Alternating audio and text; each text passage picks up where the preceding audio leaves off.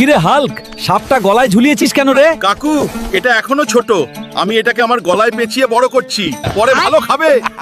হে সুমাইয়া, এখানে একা একা কি করতাছো? তাতে তোর কি লাভ? পেট মোটা হাল পরে কথা কইস। আর ওরে বাবা, ওই বজ্জাত মোটকা হল, তোর গলায় সাপ পেঁচিয়েছিস কেন? হ্যাঁ, দিদা, এটা রাস্তার ধারে পেলাম, ছোট মনে হচ্ছে, তাই গলায় ঝুলিয়েছি।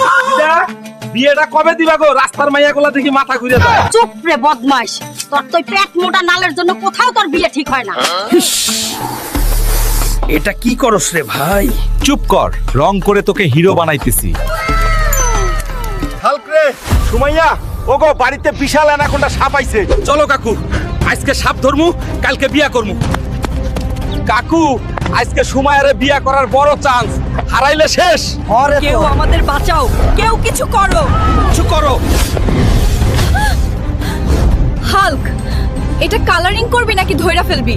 প্রথমে সুমাইয়াকে বলো, যদি সে আমাকে বিয়ে করে তাহলে আমি আজ সাপটিকে রং করব। আমার সাথে বিয়ে করলে আজকেই সাপটাকে কালারিং করে দিব, না করলে আমি ফিরে যাচ্ছি। ঠিক আছে, সুমাইয়া বিয়ে করবে, সাপটাকে রং করে দিন। ওরে লুলু লুলু, ডার্লিং সুমাইয়ার বাড়িতে আইছস। সুমাইয়া কই গেলা? তাড়াতাড়ি বউ সাজো। এবার গ্রামবাসী সবাই মিলে আমার বিয়ের আয়োজন করো, আর বিয়ে বাড়িতে এই সাপটা ভাজা করে সবাই মজা করে খাইবো। খাও রে খাও, আজ হালকের বিয়া।